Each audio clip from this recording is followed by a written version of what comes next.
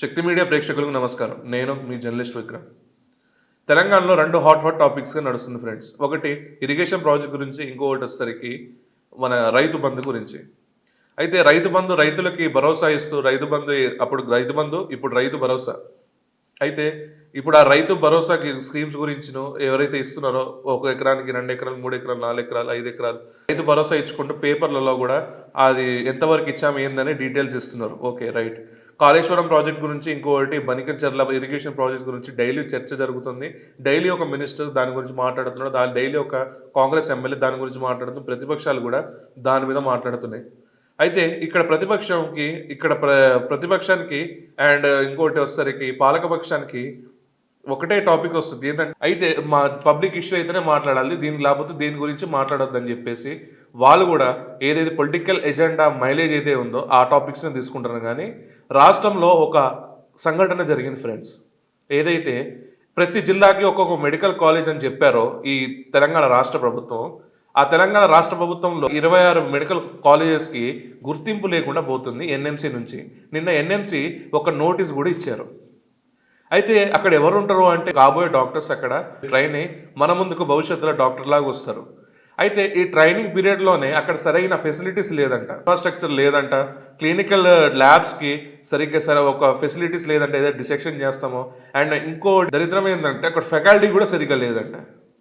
ఇప్పుడు ఫ్యాకల్టీ లేక, ఈ ల్యాబొరేటరీస్ లేక, అండ్ ఇక్కడ కంప్లీట్ ఇన్ఫ్రాస్ట్రక్చర్ లేక వీళ్ళు రేపు ఎవరైతే ఇప్పుడు ఇక్కడ కోర్స్ తీసుకున్నారో ఆ కోర్సు తీసుకొని వచ్చి బయటకు వచ్చి వీళ్ళు ఏం చేస్తారు మనల్ని అంటే, ఇప్పుడు అది మెడికల్ ఫీల్డ్ అనేది కంపల్సరీ అది అక్కడ థియరిటికల్ ఎంత ఉంటుందో ప్రాక్టికల్ నాలెడ్జ్ కూడా అంత ఉండాలి. సో ఆ ప్రాక్టికల్ నాలెడ్జ్ లేని పర్సన్ బయటకు వచ్చి తనేం చేస్తాడు ఒక పేషెంట్స్కి? ఆల్రెడీ ఇప్పుడు ఫేక్ డాక్టర్స్ కింద హైదరాబాద్లో ఎంతమంది ఫేక్ డాక్టర్స్ ఉన్నారో మనం చూసాం. ప్రతి జిల్లాలో మనం చూస్తున్నాం ఫేక్ డాక్టర్స్ ఎట్లా ఉన్నారో. ఒక సర్టిఫికేట్ తీసుకొచ్చి వాళ్ళు చదవకపోయినా వాళ్ళు ఫేక్ డాక్టర్స్ అయితే, వీళ్ళు చదువుకొని రేపటి రోజున ఏమవుతుందంటే నేషనల్ మెడికల్ కౌన్సిల్ ఆల్రెడీ ఒక ఫ్లాగ్ రిలీజ్ చేసింది, మీరు ఇన్ఫ్రాస్ట్రక్చర్ సరిగ్గా చేయకపోతే మీకు గుర్తింపు తీసేస్తామని.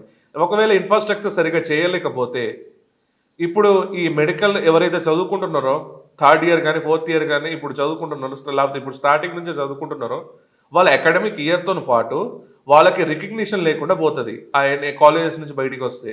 NMC strict and clear instructions ఇస్తుంది తెలంగాణ రాష్ట్ర ప్రభుత్వానికి. 26 కాలేజెస్ని వీళ్ళని రికగ్నిషన్ తీసేద్దామని చూస్తున్నారు. అయితే ఇప్పుడు medical colleges in the sense అక్కడ ఒక హాస్పిటల్ కూడా ఉంటుంది, దానికి లింక్డ్ హాస్పిటల్స్ కూడా ఉంటాయి. సో ఇప్పుడు ఆ హాస్పిటల్ ఉన్న పేషెంట్స్కి కూడా వీళ్ళు సరైన ట్రీట్మెంట్ ఇవ్వట్లేదనే ఒక మాట కదా. ఫెసిలిటీస్ సరిగ్గా లేకపోతే, ఇన్ఫ్రాస్ట్రక్చరే లేదు. మనం ఇందాక రా టాక్స్లో ఒకటి చూసాం, మన ఎవరైతే ఒక డాక్టర్ గారు మాట్లాడుతూ ఐసీయూలో పేషెంట్ అక్కడ ఇన్ఫ్రాస్ట్రక్చర్ సరిగా లేకపోతే అక్కడ ఉన్న ఇన్ఫెక్షన్స్తోనే ఇంకా ఆయన ఆ వచ్చిన ఇన్ఫెక్షన్తోనే ఐసీయూలో అడ్మిట్ అయినా ఇంకా రకరకాల ఇన్ఫెక్షన్స్తోనే ఆయన పైకి పోతాడంట.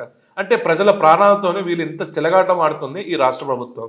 మళ్ళీ ఈ రాష్ట్ర ప్రభుత్వం ఇదే బడ్జెట్ సమావేశం కోట్లు ఇచ్చారంటే తెలుసా ఫ్రెండ్స్? మనకి బడ్జెట్ అలొకేషన్లో ఎస్టాబ్లిష్మెంట్ న్యూ కాలేజెస్, కొత్త కాలేజెస్కి 1447 కోట్లు ఇచ్చారు. ఈ 1447 కోట్లు ఎటు పోయినట్టు అంటే, బిల్డింగ్ ఒకటి పెద్ద కట్టేస్తే సరిపోదు అని చెప్పేసి నేషనల్ మెడికల్ కౌన్సిల్ అయితే ఏది ఉందో అది చెప్తుంది క్లారిటీగా. వీళ్ళు ఏంటంటే బిల్డింగ్లు కట్టేసి దాన్ని కలర్స్ వేసేసి వదిలిపెట్టేశారు. కానీ లోపలున్న ఫెసిలిటీస్ ఎవరు చూస్తున్నారు? లోపలున్న కాలేజెస్లో ఏదైతే ల్యాబొరేటరీస్ ఉన్నాయో అది ఎవరు చూస్తున్నారు అని చెప్పేసి వీళ్ళు అడుగుతున్న క్వశ్చన్. అయితే ఇంకోటి ఏంటంటే దీంతో పాటు సీట్స్ కూడా పెంచారు వీళ్ళు. 4090 మెడికల్ సీట్స్ పెంచారు. ఇవి ఏదైతే ఉందో ఇప్పుడు ఇన్ఫ్రాస్ట్రక్చర్ ఛాలెంజెస్కి ఇప్పుడు ఎన్ఎంసీ దీనికి ఫ్లాగ్ చేసింది. డిఫిషియన్సీ ఆఫ్ ఇన్ఫ్రాస్ట్రక్చర్తోని ఫ్యాకల్టీ అండ్ క్లినికల్ ఫెసిలిటీస్ లేనందున దీని మీద వెంటనే యాక్షన్ తీసుకోవాలని చెప్పేసి ఇక్కడ తెలంగాణ గవర్నమెంట్కి ఆదేశించింది. సో ఇంత డబ్బులు ఇన్వెస్ట్మెంట్ చేసినప్పుడు హెల్త్ బడ్జెట్ మీద కూడా 468 కోట్లు వీళ్ళు ఇన్వెస్ట్మెంట్ చేసినప్పుడు అసలు ఇన్ని కోట్ల రూపాయలు ఎటు దారి వెళ్తున్నాయి? ఇక్కడ ఉన్న హెల్త్ మినిస్టర్కి ఇంత సొయ్యి కూడా లేకుండా పోతుందా అని చెప్పేసి క్వశ్చన్ చేస్తే గవర్నమెంట్ దగ్గర ఏం ఆన్సర్ ఉంది? ఇన్ని కోట్ల రూపాయలు ఇట్లా పబ్లిక్ హెల్త్ గురించి మీరు ఖర్చు పెడుతున్నప్పుడు ఇవన్నీ బకాయిలు ఎక్కడ పోతున్నాయి? అన్ని డబ్బులంతా కాలేజెస్కి ఇన్ఫ్రాస్ట్రక్చర్ కూడా మీరు మెయింటైన్ చేయనప్పుడు ప్రభుత్వం ఉంటే ఎంత, పీక్తే ఎంత అని చెప్పేసి జనాలు మండిపడుతున్నారు ఈ న్యూస్ బయటికి రాగానే.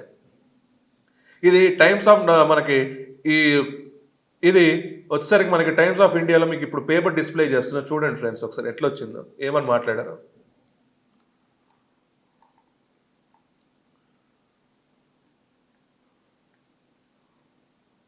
చూసారుగా ఫ్రెండ్స్.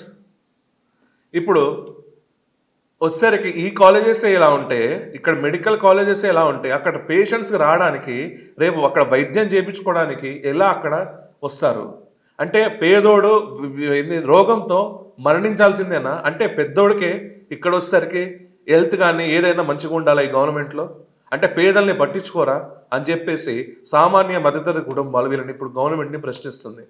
సో ఇక్కడ హెల్త్ బడ్జెట్స్కి ఇంత రకంగా వీళ్ళు చేస్తున్నారు. కానీ తీరా వచ్చేసరికి ఏమవుతుందంటే అక్కడ ఇన్ఫ్రాస్ట్రక్చర్ లేకుండా వీళ్ళకి ఫెసిలిటీస్ లేకుండా ఫ్యాకల్టీ లేకుండా పోతుంది. ఎన్ఎంసి ప్రకారంగా అసలు ఎంతమంది సిబ్బంది ఉండాలి ఏందో మనం ఒకసారి చూద్దాం ఫ్రెండ్స్.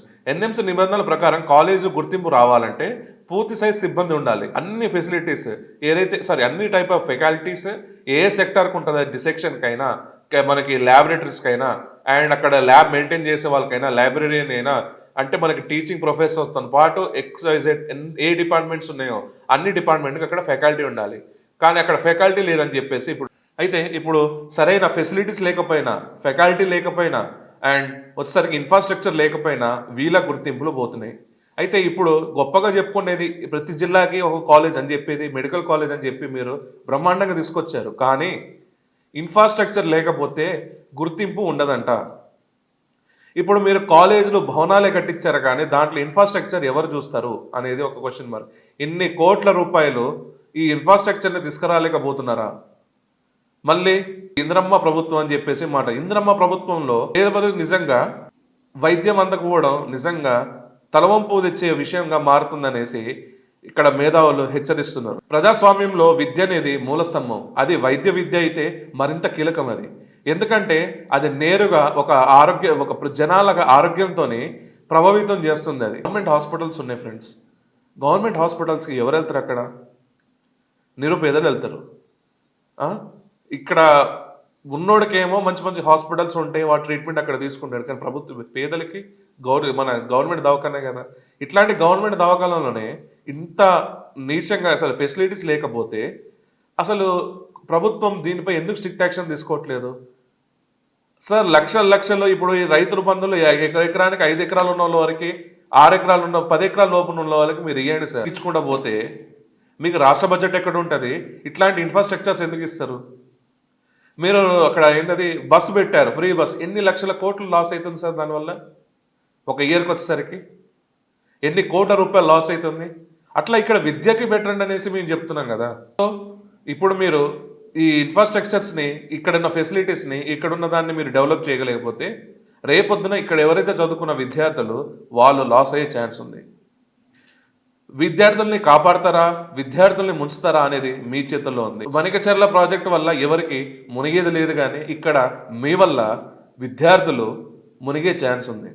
సో ప్రభుత్వానికి మీరందరూ ప్రభుత్వానికి చేరే విధంగా share and like and comment చేయాల్సిందిగా కోరుకుంటున్నా. మరియు ఈ వీడియో నచ్చినట్టయితే సబ్స్క్రైబ్ చేసి మమ్మల్ని ఇంకా ఎంకరేజ్ చేయాల్సిందిగా కోరుకుంటున్నా. జై హింద్, జై భారత్.